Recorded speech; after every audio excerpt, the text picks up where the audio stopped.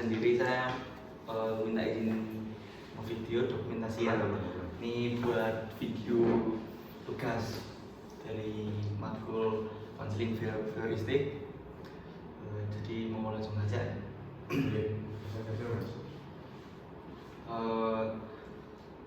Sebelumnya Mas Alfur sehat? Alhamdulillah sehat. Kita udah jarang ketemu ya. Iya, udah lama kok. Udah lama. Karena sudah beda tempat. Iya, beda tempat, beda lingkungan ya. Iya. Sudah beda visi dan misi. Bener juga. Ya. Jadi Mas Alfur ada yang mau diceritakan keluh kesah selama nggak bareng sama saya lagi?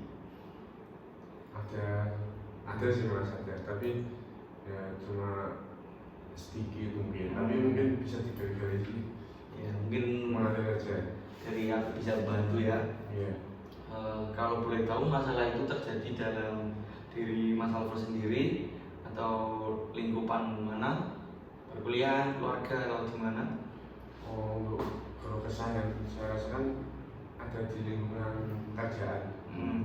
Karena sekarang kesibukan saya yaitu bekerja, jadi yang benar-benar yang saya rasakan itu di lingkungan pekerjaan.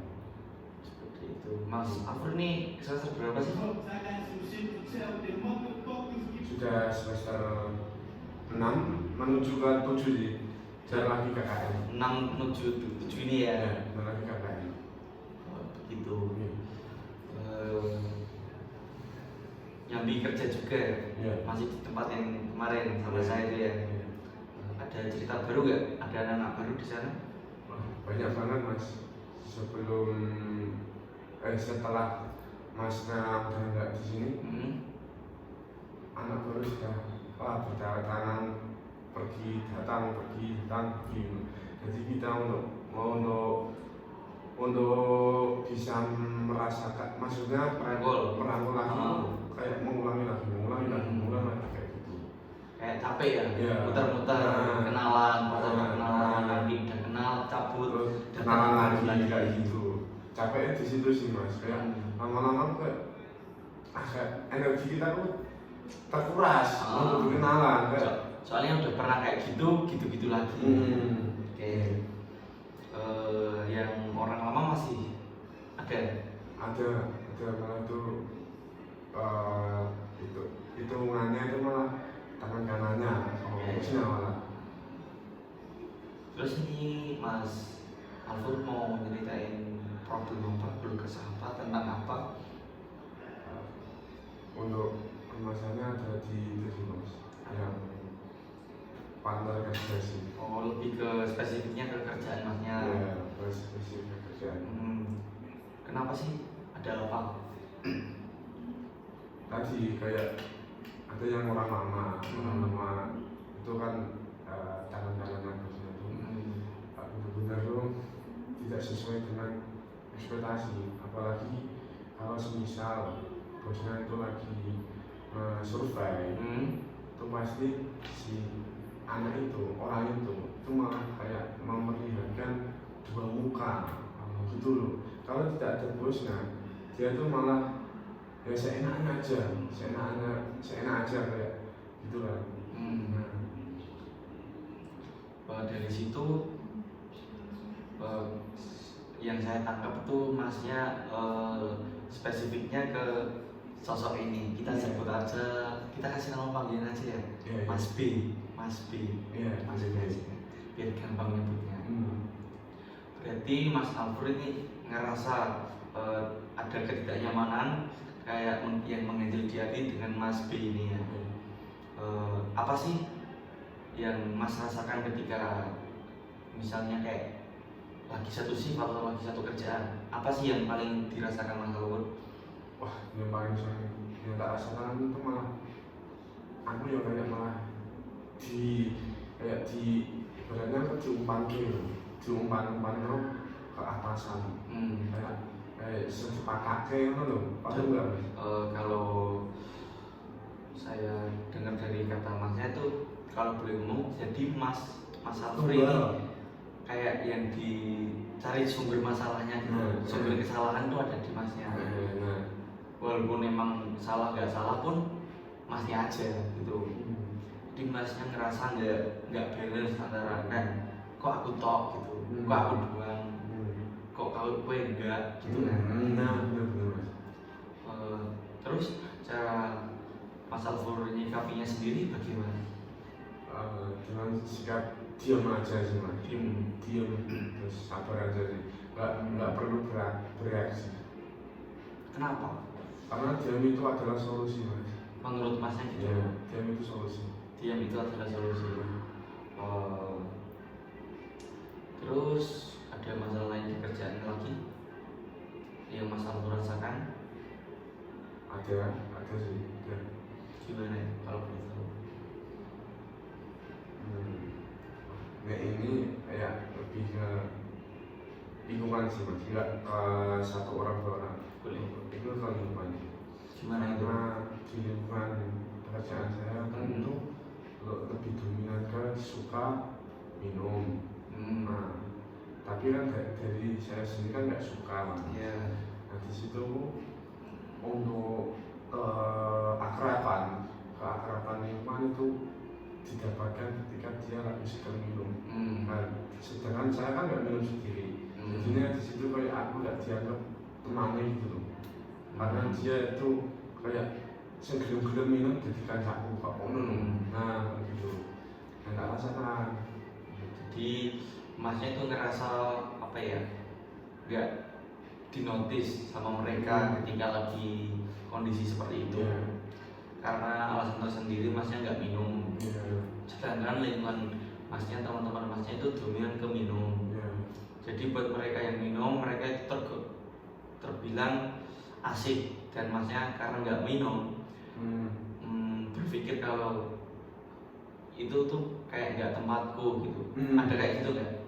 Ya, jadi ngerasa oh, teman-temanku minum, aku enggak, kayak aku nggak bagian dari mereka gitu. Saran dari aku ya, pendapat dari aku, nggak usah mikir kayak gitu lagi sih. Kita juga nggak tahu pasti opini tersebut masnya dianggap atau nggak dianggap itu bukan 100% valid. Bisa aja itu cuma perasaan sesaat masnya yang salah.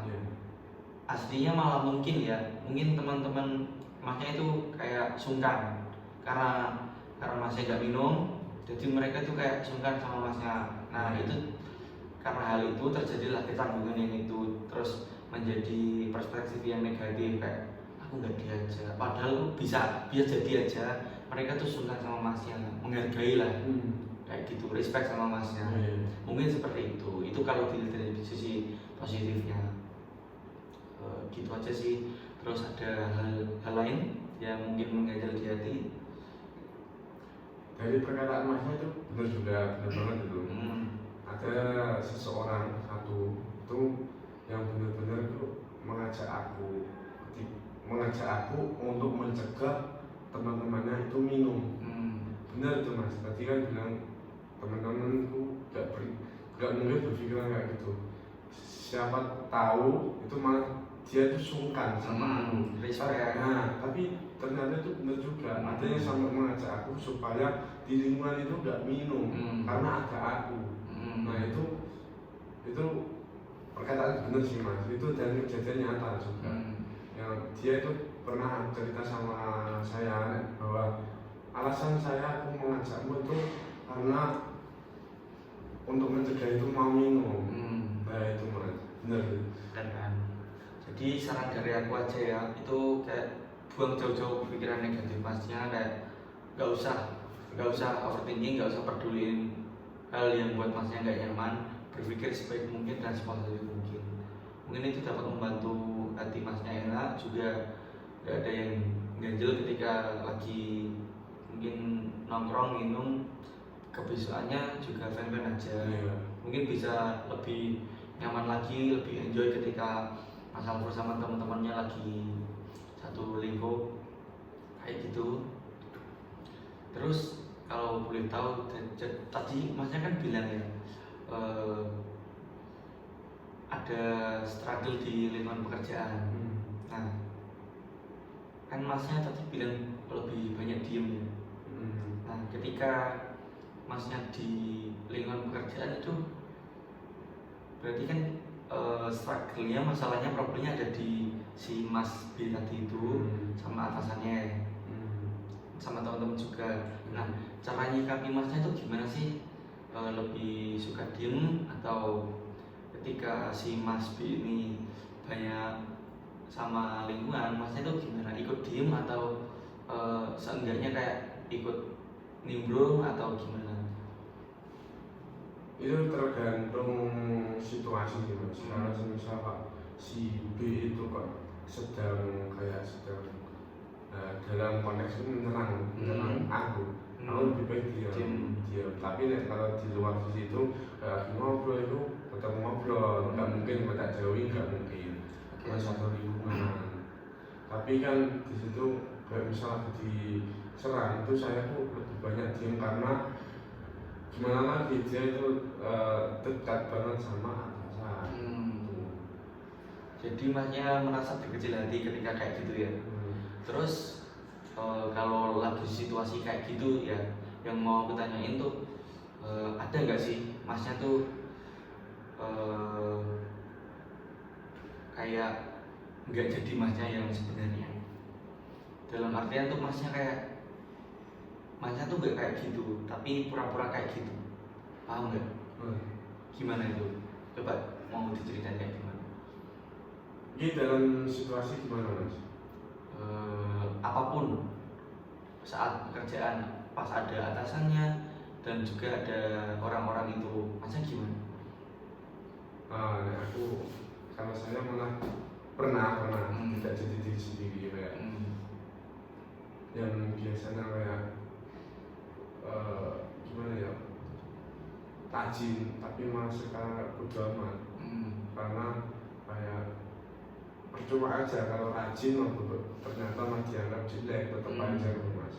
Kita sudah berusaha bekerja semaksimal mungkin tapi ternyata dianggap dinotis.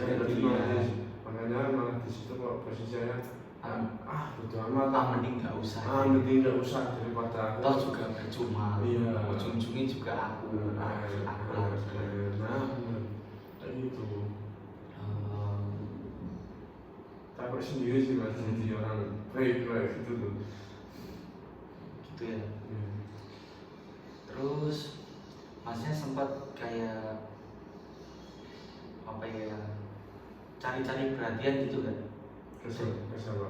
Ke atasannya mungkin atau ke siapa, kayak nunjukin inilah padahal itu tuh gak masnya, kayak cari. Oh iya pernah. Gimana itu? Pernah. Kayak kalau misalnya di bosnya itu ya atasan lah. Kita ya langsung cepat-cepat ngebersihin tempat area padahal itu sudah bersih tapi dia langsung betul-betul kayak kita gerak aja karena kalau diem, kalau nggak ngapa-ngapain malah dikenal lagi, kira nggak kerja karena seperti itu ya. Oke, jadi yang saya tangkap tuh dari cerita Mas Alfro itu contoh kecilnya kayak ini yang tadi barusan diomongin itu, masnya kayak bersih-bersih atau megang apapun pekerjaan itu pas ada bosnya doang. Dalam artian Mas Alfur ini takut salah. Walaupun tadi kan Mas Alfur sempat bilang walaupun udah bersih tapi tetap cari-cari apapun yang kurang. Jadi itu menunjukkan rasa takut, rasa cemas akan masalah yang akan datang. Nah itu bisa ditarik lagi ke si Mas B ini. Nah karena Mas Alfur itu takut, dalam artian takut disalahin lagi, kena lagi, alhasil Mas Alfur mencari perhatian dengan cara bersihin ini, bersihin itu biar ke notice. Jadi kalau aku simpulin itu masnya tuh ngerasa kurang dinotis, nggak dilihat, sama takut kena masalah. Nah, terus juga Mas Alfur tadi bilang lebih banyak diem. Nah, pernah mencoba kayak meluap gitu gak selain diem, ngomongin gitu kan? Belum pernah. Saran dari aku ya, itu coba deh sekali masnya tuh ngobrol ngomong, speak up sama siapa? ke siapapun itu. Ini kan contoh kecilnya sama aku, lebih baiknya sama mereka yang bertujuh, contohnya Mas B atau atasannya. Kalau belum berani sama mereka, ke siapapun dulu boleh. Itu tuh membantu mindset Masnya tuh, dorongan Masnya buat kayak ngerasa tuh itu nggak kayak gitu. Contohnya yang Masnya bilang tadi kan, walaupun udah bersih tapi tetap tak bersihin. Itu kan dalam artian kayak aku tuh nggak salah tapi aku tetap disalahin. Nah gitu. Terus juga Masnya bilang banyak diem. Kalau saran dari aku ya, Masnya coba speak up ke si Mas B itu atau atasannya itu, lebih terbuka aja. Tapi kalau misal ketika kita speak up malah salah paham gimana? Menjadikan kesalahpahaman. Enggak dong, setiap orang kan punya argumen masing-masing. Masnya dengan argumennya, si Mas ini dengan argumennya sendiri. Kalau aku lihat sih pekerjaan Masnya cukup toksik ya. Mungkin karena kedekatan dua orang itu jadi kayak menjadi dua kubu. Gampangnya atasan dan bawahan lah. Itu tuh kayak menjadi dua pihak yang berbeda. Nah, saran dari aku sih, Masnya harus mengubah mindset itu. Kalau solusi terbaik adalah diam tuh gak semuanya. Kadang sesuatu yang kita ungkapin itu mungkin menjadi salah satu keputusan yang wise, yang bijak dari masalah yang ada itu. Mungkin dari masyarakat, misal kedepannya berani terbuka sama siapapun, sama orang-orang itu, mungkin juga mereka punya kayak pikiran, oh iya ya, benar juga yang diomongin Mas Alfred ini. Masnya punya pikiran nggak kalau mereka itu egois? Pernah. Sering kan? Sering. Tapi kan Mas Alfred kan banyaknya diem kan. Nah, mungkin mereka tuh mikirnya tuh nggak apa-apa, padahal kan ada sesuatu yang dirugikan loh. Contohnya Mas Alfred malah dirugikan, nggak dilihat, nggak dinotis. Terus Mas Alfred itu harus terbuka, sesuatu itu harus diobrolin. Kalau nggak diobrolin, kayaknya nggak akan selesai sih. Aku juga punya cerita seperti itu. Akhirnya aku sempat diem juga. Terus akhirnya suatu momen ya pecah, meluap. Terus juga endingnya tuh baik bagi teman-teman aku, bagi aku nggak kayak gitu lagi lah. Nah mungkin problem Masnya itu harus diobrolin. Jangan kayak aku ngobrolin itu nggak enak. Mungkin bisa diobrolin lebih enak. Aku tuh punya masalah kayak gitu juga, tapi nyelesain itu nggak bagus. Nah saran dari aku, Masnya ngomong terbuka, mungkin bisa penyelesaiannya dengan bagus. Harusnya sih bisa ya. Terus juga nggak usah berkecil hati, nggak usah ngerasa kayak Mas Alfred nggak dianggap, anggap semuanya rata sama rata. Nggak ada ini anak Mas lah, ini lebih deket lah. Semuanya itu tergantung Masnya. Kalau Masnya enjoy, pede, itu semuanya sama. Dengan Masnya punya mindset yang negatif, itu akan membuat Masnya semakin berkecil hati. Gitu. Masnya bisa mungkin gak janji ya, harus, tapi suatu saat harus diobrolin ya sama atasannya mungkin, atau sama yang Mas B tadi, harus diobrolin. Janji ya? Salaman dulu sama saya ya. Semoga pendapat saya itu bisa membantu Masnya ya. Terima kasih juga untuk pendapatnya. Mungkin untuk kata speak up itu bukan digunakan pada di pekerjaan, di lingkungan, di rumah, di perkuliahan, di kerjaan itu juga bisa. Kadang orang yang banyak diem itu malah kita semakin sungkan Mas. Contoh kecilnya kayak Masnya diem, orang lain yang nggak ngerti itu pasti berpikiran, kenapa ya Alfred menang ya? Mas itu dibiarin. Semakin orang diam itu semakin dibiarin mas, kayak gitu. Jadi enjoy apapun itu tetap enjoy aja. Orang akan berpikir sepositif mungkin kalau masnya itu enjoy. Sebaliknya kalau masnya diem ya orang ya berpikirnya ada apa-apa, something wrong, sesuatu yang salah dari orang yang diem. Seperti itu. Diam adalah mas, tapi nggak selamanya mas adalah diam. Ya, terima kasih ya mas. Mungkin cukup segini aja. Besok kita bahas lagi perkembangan masnya kalau sudah berani speak up bersama mereka.